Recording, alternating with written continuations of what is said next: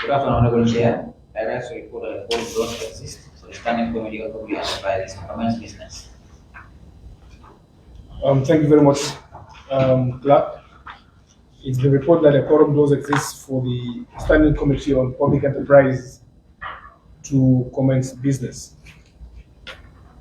Before doing any business, we deem it fit to know ourselves for a self-introduction of the various calibers and membership you have in our midst here. I'll begin with my very self. I am Honorable Bileji Tunkara, Member of Parliament for Kantura constituency, doubles as the Majority Leader and the Vice Chair of this committee, and acting as the Chairman of the Committee of Public Enterprise Committee. My name is Honorable Abdullah Njai from BANJUL Central constituency and a member of this committee. Honorable Ibrahim Ajayati, Sandu constituency. Honorable Amanu Jiba, Fonyi Kansala constituency. Honorable Sesa, Additional constituency. Honorable Sambajalo, Yamna Dangu constituency. Yes. Good afternoon. I am Ibrahim Jao, the clerk to the constituency. Good afternoon. I'm Hariboti Chamba, the clerk to the committee. So over to you now. As a business, Honorable House, Aladi Jari, Legal Manager, National Security Processing and Management Corporation, formerly DDC.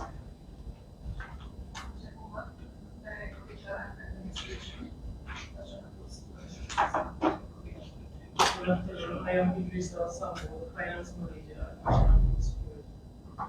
Afternoon, I'm very director of finance. Good afternoon. Parallel to the board chair at DBC. Good afternoon. I am Mohammed Jai, Manager at DDC. Good afternoon. Lamin Sanyam is my name, Deputy Manager at DDC. Good afternoon, Abdullah Kure, Deputy Manager. Good afternoon. My name is Marjorie, Sales and Marketing.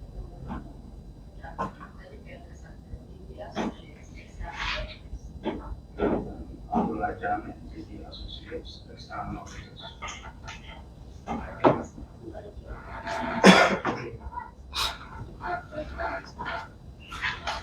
Thank you very much for that brilliant introduction by your very selves. The agenda of the program is being circulated before us. It reads introduction, administration of oath, and presentation of the NFSC 2020 report. So do I have a member to move a motion for us to adapt the said agenda? I hereby move the motion to adopt the agenda. The Public Enterprise Committee for NFSC. Second. Second. Second. Thank you. It's been moved, or it has been moved and second that we adopt the proposed agenda before us. Yeah.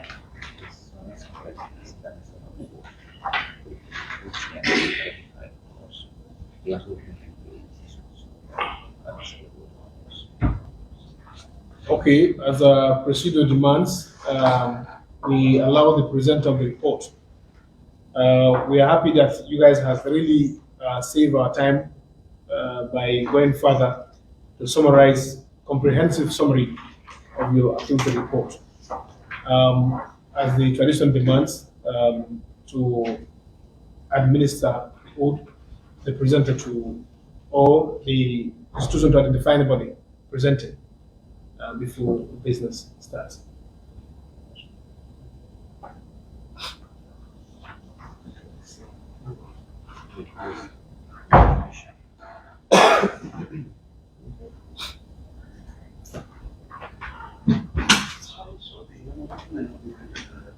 Yeah? They can all be at the same time. No. The presenter.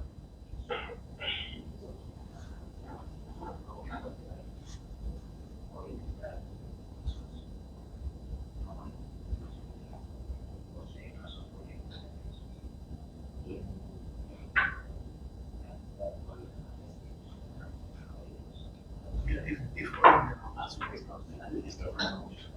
It's going to be the whole for you. Rather than swearing the It's not number one. The one presented. The one presented. Last time was not like that. It was one.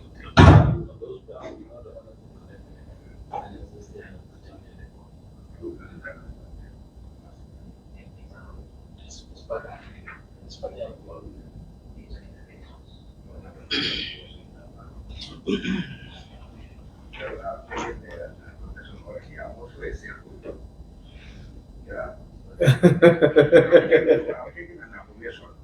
And that is an affirmation to the body. Yes, and I will take it if you want. I'm not very careful, so I affirm this many times. It should not be necessary, but if you want, I will also. Yes. My full name is Father Loyal to it. I Father Loyal to it. We hereby affirm that I will speak the whole truth, nothing but the truth. To help me others. Thank you.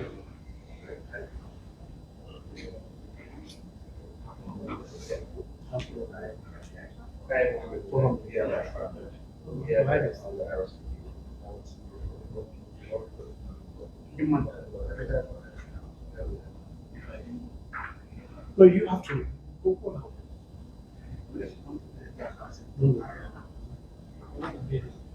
Yeah. Don't worry. Just you just stand.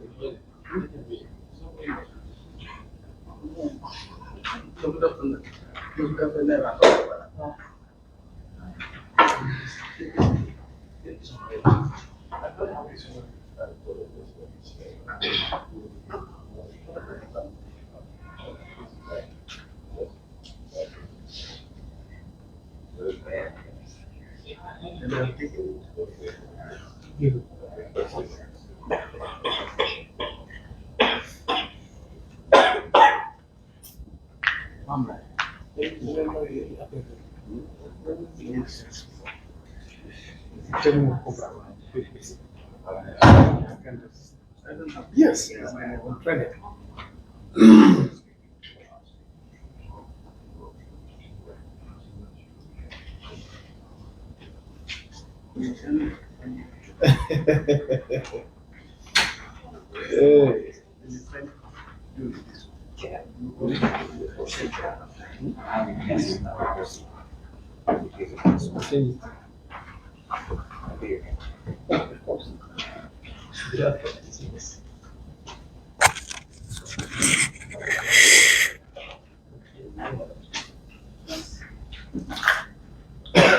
Thank you very much, Clark.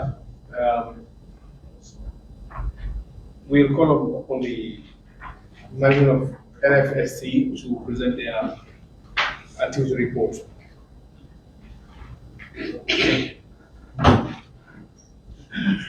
Thank you very much, Honorable Chair. Our members of this public enterprise committee, we are glad to honor the present the report and financial statements of National Security Personnel Tax Administration for financial year 2019-2020. So the report has presented a summary. I have given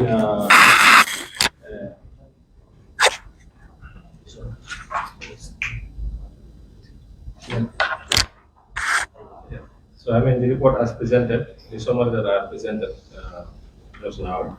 It's a synopsis of the affairs of the corporation for 2020, and then I will take you through the summary of the activity reports page by page. The 2020 financial year was an extremely challenging year, as the corporation was only able to purchase a total of 2,225 metric tons of grounds. This represents a decline of 92% compared to 27,186 tons purchased in the previous trade season. The leading contributing factors for the low tonnage purchase were low groundnut production in the entire Senegambia region, mainly due to late start of rains, a brief drought resulting to loss of seeds through poor or non-germination of the first planting, late disbursement of funds from International Islamic Trade Finance Corporation, resulting to late start of the season and ultimately allowed our competitors to buy significant quantities available in the market. So in terms of our business performance, the corporation's total revenue for the year ended 30th September 2020 reduced by 0.64% from 842,271,000 in the previous financial year to $836,863,000 for the period under review. The reduction was underpinned by reduced intake of groundnuts, as mentioned earlier. The corporation's loss after taxation increased by 130% from $60,751,000 in the previous financial year to $139,777,000 in the current financial year. The vast increase in the loss after tax incurred for the year was mainly due to an increase in the cost of sales, which had inventory carried over from the previous financial year, an expense in the current year, but also an increase in the production and impairment cost. The corporation's net assets have gone down by 70% from $230,663,000 as at the end of the previous financial year to $67,545,000 as at the 30th September 2020. The losses accrued from a major write-off of a non-moving receivable balance and reduced operating revenue as a result of low stock intake. So the summarized report follows the same pattern as the reports already submitted earlier, which is the activity report. So on page number 2, it talks about the international production of groundnuts. World production of groundnuts is over 37 million tons, with China and India being the biggest producers, but they also consume most of what they produce, leaving little for international trade. The Gambia's production average of 100,000 metric tons represents about 0.2% of world production, and consequently, the country has no influence on the price of groundnuts and groundnut products. Trade in groundnuts and groundnut products are being negatively affected by aflatoxin contamination. In the Gambia, mitigation measures of applying a biocontrol product called Aflasafe is being undertaken in collaboration with other donors. Last year it was FAO. Gambia is yet to be accorded the preferential trade tariffs with China, which, when granted, will improve export earnings from the groundnut sector and therefore those of the producers. On pages 3 and 4, we're talking about the handling and processing infrastructure. The corporation has the following handling and processing facilities: 10 depots strategically located along the River Gambia or its tributary to serve as collection points for purchased groundnuts from primary buying agents, 10 barges with carrying capacity of approximately 2,000 tons for the evacuation of groundnuts from the depots to the processing plants. The number is inadequate. The requirement is about 3,500 tons per batch trip. A selling plant to decorticate groundnuts into edibles and for crossing into oil and cake. A crushing plant to cross groundnut kernels into oil and cake. All these plants, as we speak, are old and effective. They've been in operation for the last 50 years. Crop finance, which is on page 4.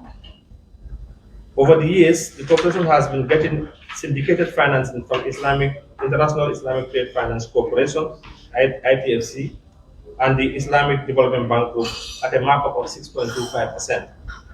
In 2019-2020 financial year, we were able to secure $20 million for the trade finance. The drawdowns were as follows. In 2019-2020, out of the $20 million that we secured, we were able to draw down $8.97 million to purchase 2,200 metric tons of fertilizer. On pages 4 and 5, we talked about crop purchase financing to CPMS and other agents, how we went about the marketing season.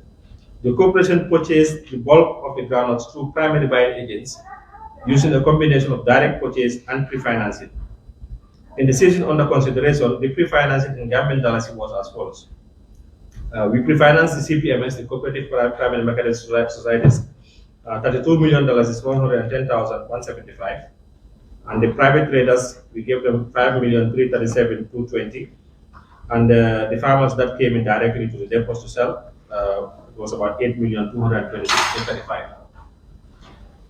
Point number 5, which is about pages 5 to 6, is about the groundnuts, how we arrived at the farm gate price, and also the tonnage. The corporation planned to purchase 25,000 metric tons in the 2019-2020 season. The corporation simulated farm gate prices per ton based on the spot international prices for groundnut products is shown below against Government of the Gambia approved prices. When we did our simulation, we arrived at a price per ton of $12,068 in the 2019-2020 farming season. The Government of the Gambia simulated price per ton was $18,000 per metric ton. Therefore, the subsidy was $5,932 per metric ton.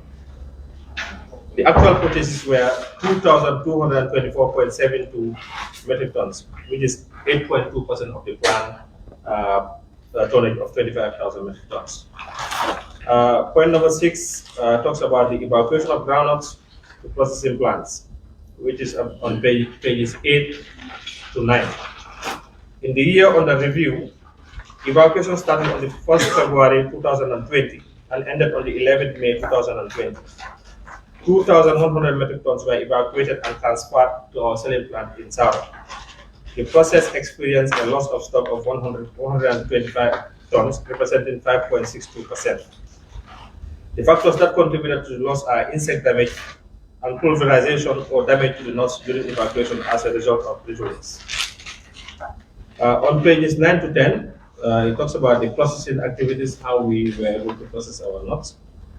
At the selling plant, the results of the selling plant for the evacuated stocks were as per the table below in metric tons. The plant received a farmer stock of 2,100 metric tons, and we were able to process 123.5 tons as HPS or bad feed, which we exported to UK. And then the FAQ, which was crossed to oil and cake, generated about 1,272 metric tons of FAQ. Actually, this FAQ, I think we exported we sold all of that as FAQ in 2020. Crossing. No crossing activity was undertaken for the purchase stock. The stock were sold as HPS and FAQ, as mentioned earlier. Point number 8, which is export of groundnut products. The products obtained from the processing activities of carried over stocks and purchased stocks in the current year were all exported. In addition to the sale of fertilizer, the corporation made a turnover of $612,089,000. Point number 9, which is our purchase of fertilizer, which are on pages 12 to 13. From the ITFC financing, part was used for the purchase of fertilizer as per the table below. 5,500 metric tons of compound fertilizer 15-15-15 plus magnesium oxide or MgO, 4,000 metric tons of compound fertilizer 6-20-10, and 1,500 metric tons of urea at a total CIF value of $4,675,000. Page 13 is our trading on raw cashew nuts. Due to the low tonnage of groundnuts purchased during the season, 200, which is about 2,000 metric tons, the corporation purchased 200 metric tons of raw cashew nuts as a pilot and sold during the period under review. So it was our first year, so we needed to understand the market. Number 11 talks about the project that we currently have with the IDB, which is to enhance the sector, the ground sector project, by actually having new processing facilities. In order to address the constraints of all infrastructure, a project proposal was formulated and financing sought from the Islamic Development Bank. Approval was granted to the tune of $30 million, of which $2 million was government counterpart contribution. The components are the installation of a 350 throughput selling plant, 300 throughput processing plant, a cogeneration plant to use industrial waste and biomass to generate electricity, construction of a slipway, rehabilitation of depot handling and storage facilities, and also a PCB technical studies, which includes a feasibility study for a refinery plant, organizational review, and also a business plan. So just to inform you that all of this, the technical studies component has been completed. The project has highlighted from pages 23 to 30 of the activity report is now under implementation, with some components already delivered with lots of challenges. As its recent sitting in December 2021, the project steering committee recommended an action plan for swift implementation of the project. As we speak, Gumworks, they are the implementing agent. They have really advanced on the implementation. We do expect that before the end of the year, major components like the selling plan and processing plan will be ready. On pages 14 and 18 to 18, talks about the quality issues of our groundnut.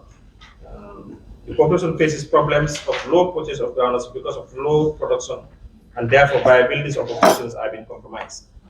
Aflatoxin contamination in groundnuts is making access to international markets very difficult. When access to these markets is made, prices of products are usually sold at a premium of 35%, because then we can access the European market. The corporation has been piloting a project with support from FAO to mitigate the issue of aflatoxin contamination in groundnuts. Pages 16 to 18 talks about the producer price subsidy. The corporation welcomes government intervention as a duty of care in subsidizing prices to the farmers for the purchase of fertilizer and sale of groundnuts. From pages 14 to 20 of the report, we highlighted the challenges of the groundnut sector and made recommendations on the way forward. Looking ahead, the year under review, as envisaged, has proven to be extremely challenging. However, all signs and indications are that 2021 financials will be reflecting a positive outlook, which is a return to profitability after a long time. Management has put in place measures to contain costs and improve revenue generation. The corporation will maintain its critical focus on cash preservation and cutting costs while continuing our growth projects. Clearly, our priority is to move to the next stage in our strategic journey to become a major force in the groundnut sector. This means taking advantage of all the benefits available from our unique business model. At the same time, we need to maintain momentum and ensure that each line of business continues to perform profitably. Our people are already on board in implementing the corporation's transformation agenda, and they have embraced the challenge we have given them to transform them into a highly professional and competent team. I am absolutely confident that together we will continue to deliver excellent results for our stakeholders and for each of our stakeholders as we embark on the 2021 and 2022 financial years. Thank you very much. Thank you very much, CEO, National Food Security Processing Marketing Corporation, for that brilliant presentation of your activity report. Now, I think we're going to throw the bat into the financial statement, financial report by the Finance Department of the National Food Security Marketing Corporation.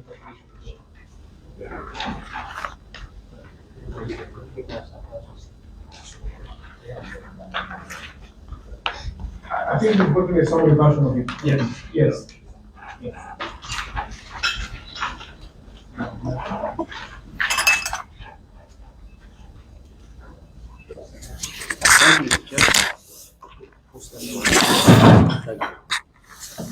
The financial statements comprise four main statements: the income statement, statement of financial performance, the cash flow statement, and statement of change of net asset, and the notes to the account, which also forms an integral part of the financial statements. The financial performance of the corporation over 2020 revenues, total revenue generated was about 836.8 million against 842 million in 2019. So revenue generated decreased by about 0.64%. Of the total revenue generated during the period under review, 612 million relates to operating revenue in 2020. In 2019, the operating revenue was 812 million.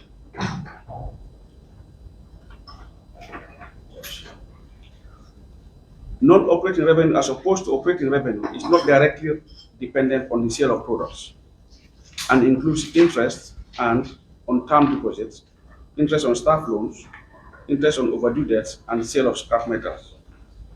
The decrease in revenue during the period under review when compared with the same period in 2019, sorry, that's 2019, is mainly attributed to the reduced intake of groundnut. Expenditure, that will be on page 8 of the financial statements. Total cost, inclusive of interest and similar charges, for the period under review was 968 million. In 2019, it was 894 million. Director, another right? Yeah. Yes, don't omit the analysis there, so if I know we are dealing with inventory analysis. Okay. Now we have dollar component. Thank you, sir. Thank you, sir. Always mention dollars. Thank you, sir. Thank you. The report is all in dollars. Okay, good. When compared to 2019, total cost increased by $73 million. That's about 8% during the period under review. The increase in the loss after tax for the year was mainly due to an increase in the cost of sales, which had inventory carried over from the previous year and expense in the current year, but also an increase in the production cost and impairment and finance cost. Profit, if you refer to page 8 of the financial statement, the gross profit or loss, it was the gross loss for the period was $194 million. When compared with the same period in 2019, gross profit reduced by $284 million. That's 215%. This was mainly due to an increase in the cost of sales, which had inventory carried over from the previous year and expense in the current year. The book values of stocks for inventory were not reconciled with the physical quantities of stocks. Hence, higher book values were used, of which such stocks do not exist. The loss before tax for the period was $131 million against $52 million in 2020. So the loss before tax increased by 150% in 2020. That's for the income statement. Now the financial position or balance sheet. Non-current assets, that's tangible fixed assets. That's on page 7 of the financial statement. The net book value of tangible fixed assets stands at $236 million, which reduced by 7.5% from its value of $256 million. This was mainly due to the depreciation of the assets. Bank and short-term investments, that's on page 7 of the financial statement. Banks and short-term investment of the corporation increased by 91% from 16 million in September 2019 to 181 million in September 2020. The increase was mainly due to controlled cash disbursements, cost containment measures, and interest on term deposits. Inventory, still in the balance sheet. The inventory reduced by 95% from $495 million in 2019 to $26 million in 2020. The reduction was mainly due to the effective processing of previously held stocks of 2019 and sales of sale. Still under the statement of financial performance, you have the receivables on page 7 of the financial statements. Receivable or debtors reduced from $854 million in 2019 to $210 million in 2020. This was mainly due to the offsetting of the ITFC loan with government debt owed to the GGC. The government of the Gambia paid ITFC on behalf of the corporation with the agreement that its liabilities with the corporation shall be reduced accordingly to the same amount. Some immovable debts were also written off, which also had an impact on the profit and loss of the corporation, leading to the losses of the year. Liabilities, page 7 of the financial statement. The liabilities reduced by 58% from $1.1 billion in 2019 to $590 million in 2020. This was mainly due to the repayment of the ITFC loan and the FIB loans during the season. Net assets, still on page 7 of the financial statement. Net assets, i.e. total asset less liabilities, reduced by 70% from $230 million to $67 million in 2020. This was mainly due to the cumulative losses over the years, in addition to the loss of about $140 million during the period under review, caused by impairments, increased production costs, cost of sales, loan interest charges, and old plant and machinery. The status of the old plant and machinery is a contributing factor to the losses, as their inefficient performance led to low outputs, delays in processing, and increased production costs. Share capital and reserves, refer to page 9 of the financial statement. The issued share capital remains unchanged at $75 million, and the reserves reduced by 150%, from 90 million in 2019 from a loss of 90 million in 2019 to a loss of 229 million in 2020. This was mainly due to the huge losses incurred during the year as a result of the increased cost of sales and production costs, interest on loans, charges, and bad debts written off. Liquidity position, that's the cash flow statement, on page 10 of the financial statement. The cash position of the corporation increased by 68%, from 16 million in 2019 to 51 million in 2020. This was mainly due to the efficient cash management measures implemented by the corporation, i.e. control cash disbursement, cost containment measures, reduce selling on credit. Just a bit financial highlight to show the performance of the corporation over the year. Trade receivables collection period, i.e. the number of days it takes us to collect our debts.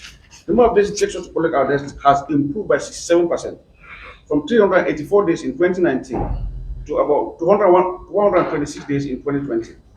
This was mainly due to the credit and cash control measures, and the government of the Gambia having paid up its debt to the corporation by offsetting the ITFC balances owed by the corporation. The current and quick ratios, that's the liquidity ratio as well. The liquidity ratio, both quick and current, are above 1, which is a good one. It's 1.5 and 1.4 times for the year under review. This indicates the number of times our liquid assets can be utilized to immediately offset our current liabilities within a year.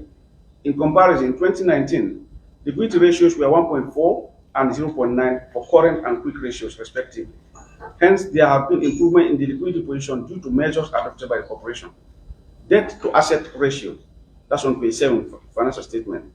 The debt to total assets ratio as at September 2020 was 75%, i.e. only 25% of the assets are financed by shareholders, while 75% is financed by creditors. However, in 2019, the debt, this should be in 2020 now. However, in 2020, the debt to total asset was 72%. This indicates an improvement over 2019, mainly due to the repayment of the ITFC loan. Outlook for 2021. Preliminary indications during the interim audit conducted by Augustus Prom are that the corporation may once more return to profit for the first time in over 7 years. The reasons are not far-fetched. The new management, after the first cropping season, instituted relevant reforms and restructuring of the corporation, which has led to some positive results in 2021. Thank you, Mr. Chairman. Thank you very much, Director of Finance of National Food Security Processing and Marketing Corporation. It's important that 2021 has actually among some successes due to some reform agendas. Now I would ask you to take us to the audit opinion of your auditors to take us to on the audit opinion and some key highlights. Okay. May I please refer you to page 4 of the same report, the financial statements, annual report and financial statements.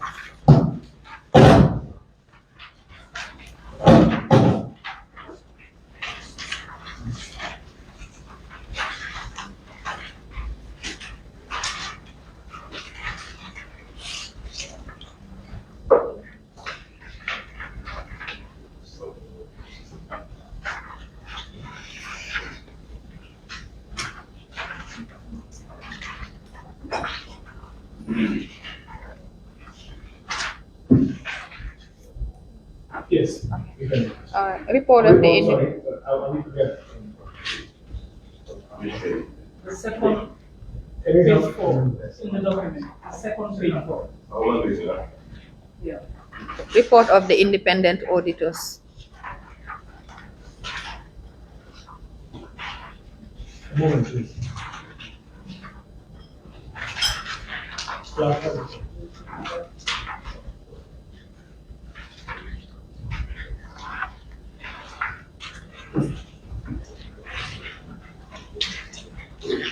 about it. Sorry about it.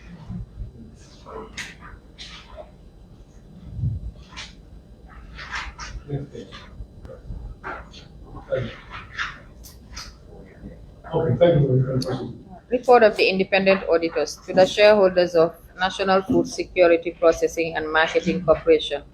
Opinion: we have audited the accompanying financial statements of National Food Security Processing and Marketing Corporation for the year then ended 30th September 2020, which comprises of the statement of financial position as of 30th September 2020, the income statement, statement of changes in equity, statement of cash flows for the year then ended, and notes to the financial statements, including a summary of significant accounting policies. In our opinion, the accompanying financial statements gives a true and fair view of the financial position of the corporation as of 30th September 2020 and its financial performance and its cash flows for the year then ended in accordance with generally accepted accounting principles and have been properly prepared in accordance with Companies Act 2013. And on the paragraph after the next, we also reported on material uncertainty related to going concern. We draw your attention to the fact as presented in Note 23. These financial statements have been prepared on a going concern basis.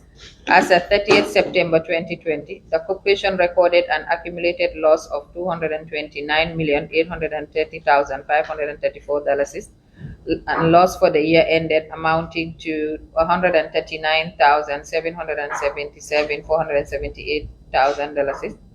These events indicated that a material uncertainty exists that may cast significant doubt on the company's ability to continue as a going concern. Our opinion is not modified in respect of this matter. And our audit opinion is signed on the page 6 by DT Associates and dated 17th of June 2022. Thank you. My colleague will help with the management report. And with your permission, we'll read only the high, those that are rated high, significant risk. Huh? Yes, I now want to just take us through the highest areas. Okay. To save time. Okay. The first one is on page 5. Huh? Yeah, this is the first one. Sounds Roman.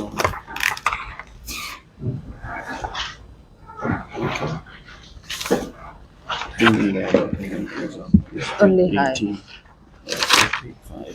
What is it? 2.1. Okay. I refer you to page 5 of the management letter. Control environment. Yeah, section 2, control environment. Control environment, right? Yes. Okay. 2.1. 2.1. Yeah. A moment, please.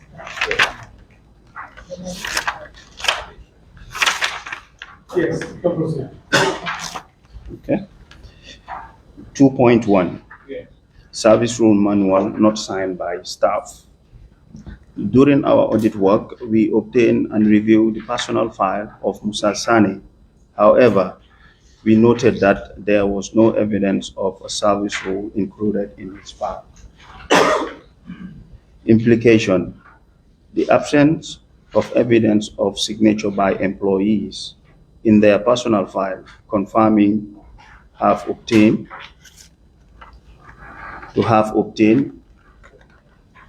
read, and understood the service rule manual upon commencement of the employment indicates a weakness in the HR procedures.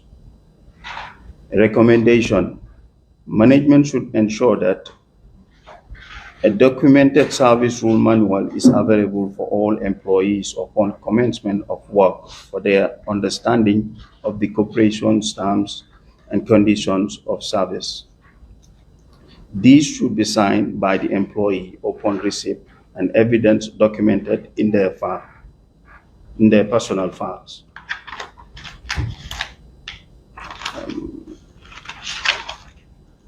That's fine. This is trial balance. Yes. Okay. Point 3.4. Trial balance differences. During our course of audit, we noted that, are we all there? 3.1 or 3.4? 3.4. This also hard. Okay. Yeah, sorry. Yeah, I would just like to draw attention. The chair has something that I should Oh, okay. And I think there's been a skip of things. Yes, that page 6, 3.1. Yes, receivables. During our audit of receivables account balance, we noted a difference of 1,843,815 between the debtors listing provided and the balance recorded in the general ledger. This is detailed below. We also noted customers with credit balances amounting to 80,400 were also included in the receivable listing, detailed below. Implication: the differences noted above indicates that the receivable balance recorded in the financial statement might be misstated.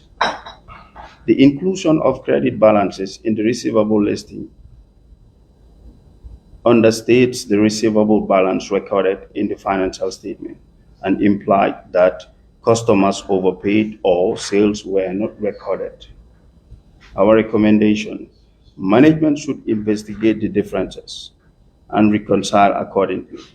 They should ensure that customers CPMS or private agents balances that have turned into credit are properly classified.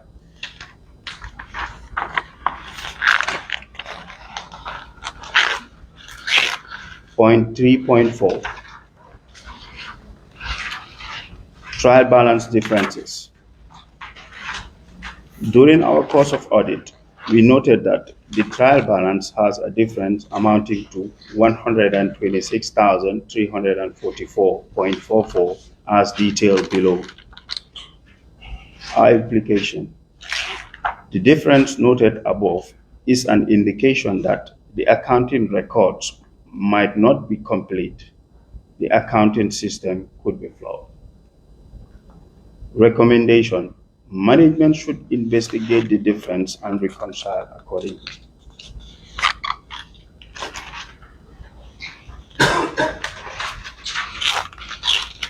Point 3.6, going concern.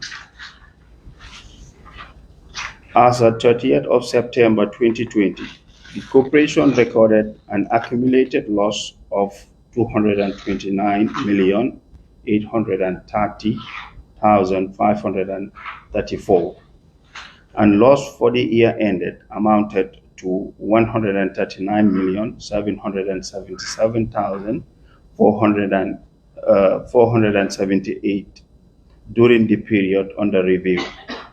The implication: the corporation is highly geared. The result noted above indicates that a material uncertainty exists that may cast significant doubt on the corporation's ability to continue as a going concern. Recommendation: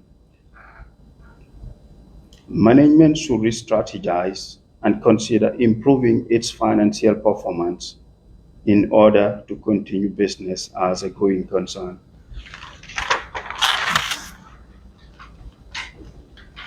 Point 3.7, significant reduction in farmer stock.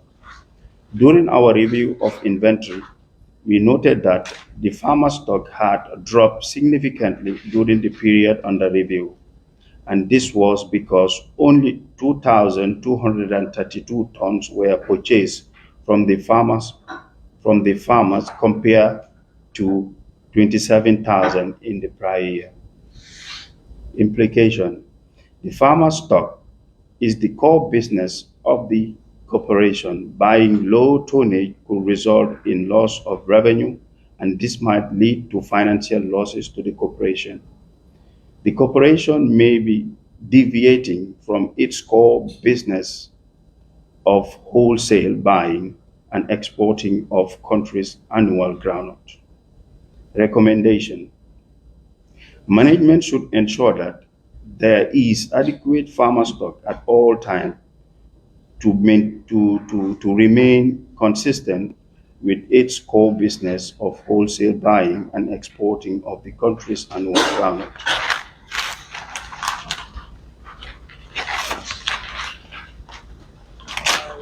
And that's it. Yeah, prior to review. Yeah. Should we do the prior year high as well? Should we do the prior year MLs? Yeah, that would. The high risk that are not implemented. Okay, that was not implemented. That's what Yes, how about this is partially canine? Yeah, it's a need for just not implemented. Okay. I think most of it is either implemented or partially implemented. Yeah. We have one that is not implemented. Page 19. Yes, Lack page of risk 22. 19. Lack of risk assessment. Not implemented.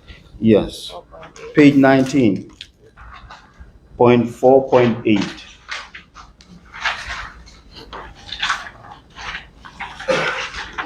Yes, lack of risk assessment process.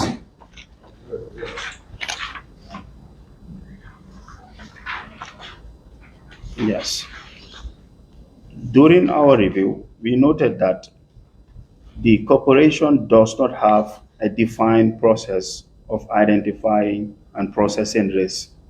And our recommendation was management should ensure that a risk department is in place to help identify and manage risk regularly. And this is not implemented. 22. Page 22, 4.4.11, 4.11, lack of provisioning policy. During our audit of account receivables, we noted that client did not have a provisioning policy to provide for their receivable balance accordingly. And our recommendation was management should ensure that a documented policy is in place to make it possible to carry out our audit task. And this is not implemented. 26. Okay. Page 26. 4.17. Yes. Number 4. Yes, I think I have page 25. Oh, Yeah. Yeah, that is implemented. Okay. Page 26, 4.17, lack of supporting document, cost of sales.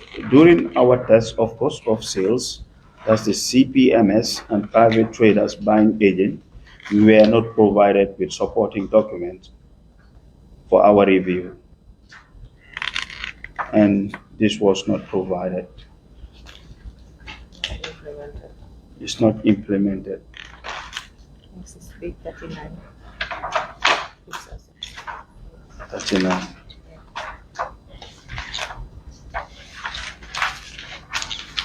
Okay. Point 4.30 fixed assets. Page 39. Yes. Tell them page 39. Page 39, yeah. Fixed assets.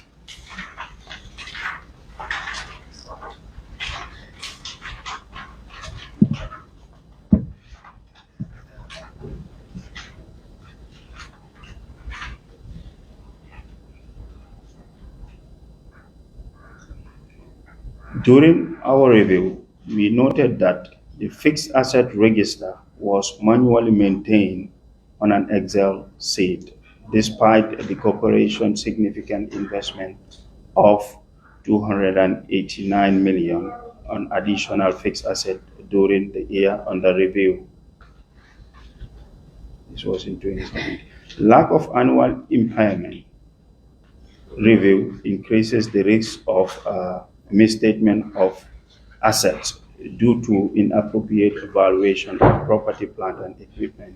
We also noted that fixed assets were not coded.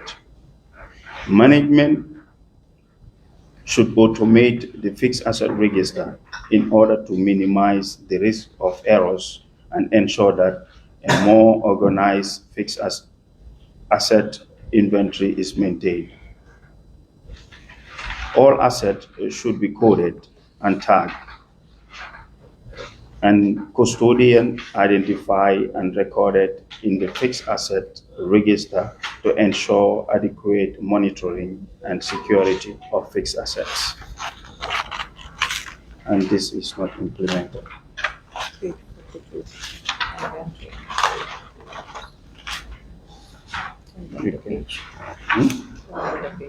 Page 42.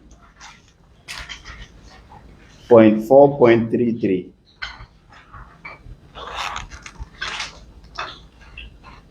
During our review of controls over inventory, we noted that the corporation does not have a formal policy on inventory.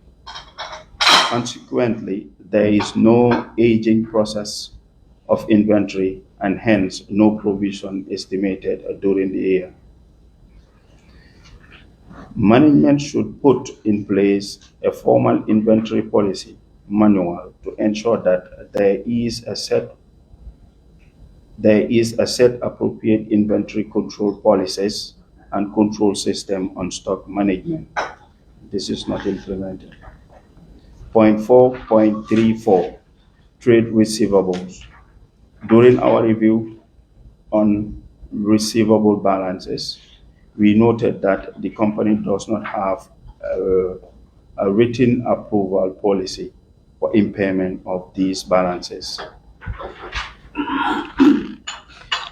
We recommended management to adopt a formal provisioning policy that will help in guidance and application of impairment on all debtors balances. This was noted in our prior year management letter points, but upon observations, the recommendation was not implemented for the period under review. That's it. The next one is the business receipt. Okay. Yeah. Okay, it's the same. And that's all. Thank you.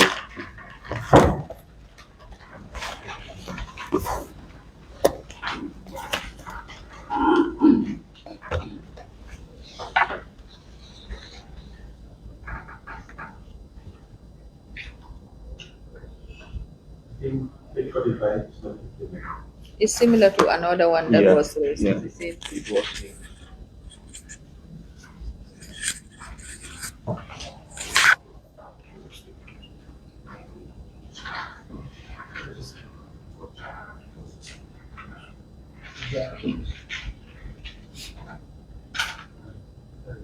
Okay, thanks for those wonderful presentations. It's been well taken and well noted.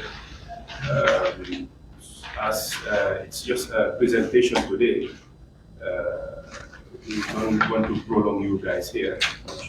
But before we take it a close, I'll just ask the chairman if there's something you wish to do, if any. Thank you very much, Honorable. Honorable members, my colleagues, I think this is very, very important. I want to thank you for teaming with us to see how we move forward. And I also want to thank the auditors for their very valid observations. Of course, they mentioned that some of the observations have already been partially addressed, and some are in the process of being addressed. I think that's very positive. I also want to thank the staff who are here.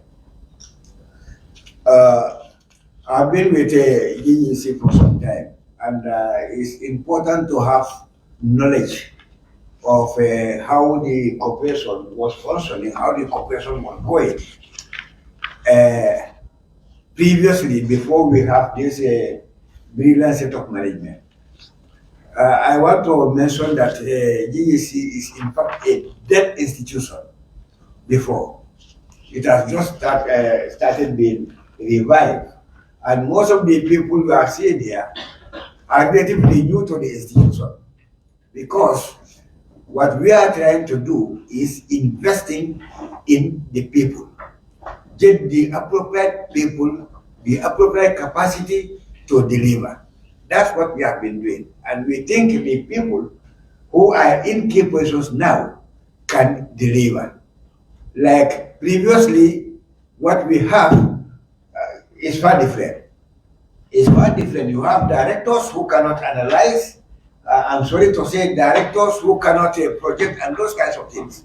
But we hardly have a director or a manager now. And when we went in, we inherited a lot of people, about 25, 30 people who are already retired sitting there. So there was a lot of restructuring. And of course, this will continue. Our trust is to make the corporation as efficient as possible. And this is why we are scouting the best that we can, so that they take care of the responsibilities, the mantle of leadership in that organization. Sometimes we have to fight with other corporations, because skill resource is limited.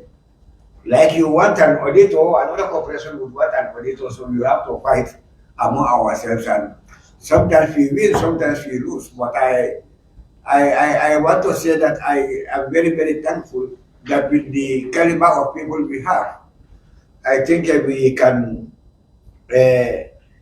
we can make a lot of difference. My concern a bit is the auditor's remark of that the stock is reused, and that we have to do something about that. We all know that is a challenge. The corporation is not. Mr. Chair, sorry not to okay, sorry, excuse me. It's only meant for presentation. Okay. What all these issues will be raised during the okay, sorry. What we also trying to do is to diversify. We know that groundnut is the main commodity that the organization, the corporation is getting into. But we also know that during the peak period, for example, we've been talking about this. If you go to the production areas, millet is 900, 1,000. Go to the market now, is 2,700. It's important for the corporation to diversify, look at these things, so that some of these commodities can be purchased and stored, and people can have it at a price that is affordable. But I want to thank the staff, I want to thank the auditors, I want to thank the honorable members for being here together and trying to forge a way. I think all this is supporting the corporation, so that we delve forward the best way we can. I want to thank you very much.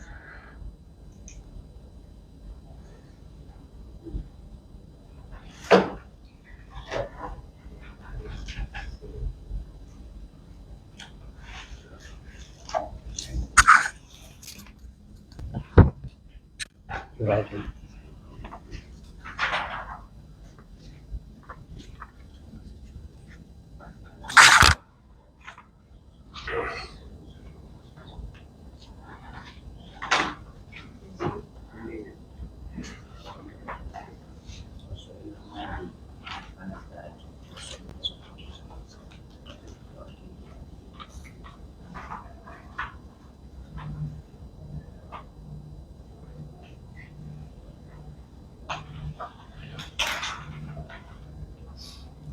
Okay.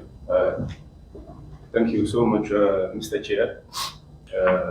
Your words have been well taken.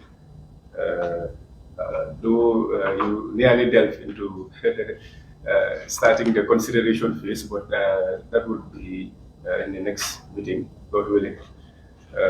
You've mentioned some very important things pertaining to the work that you guys do.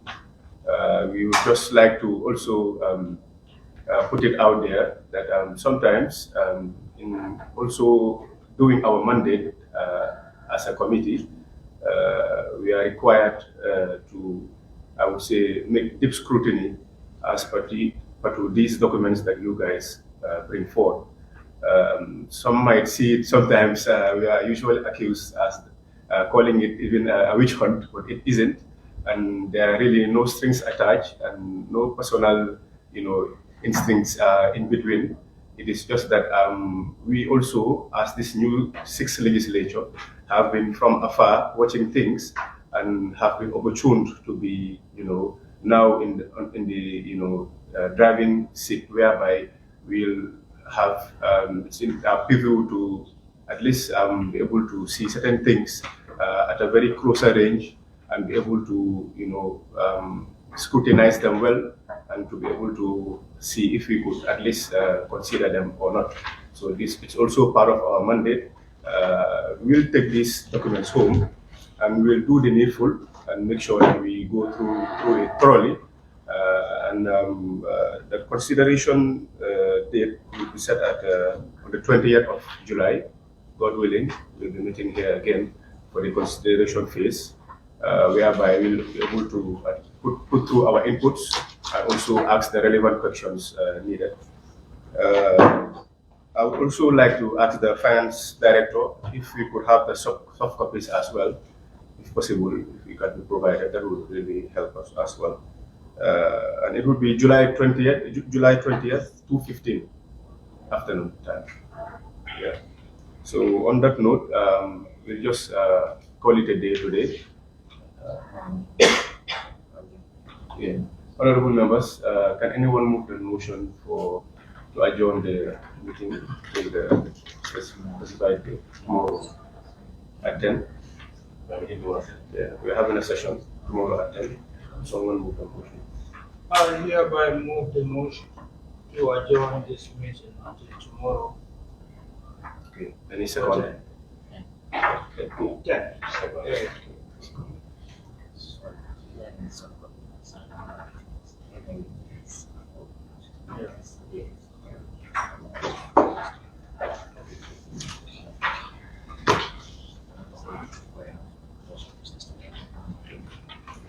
So the soft copy is direly needed, hopefully tomorrow latest, if we could have. Thank you guys.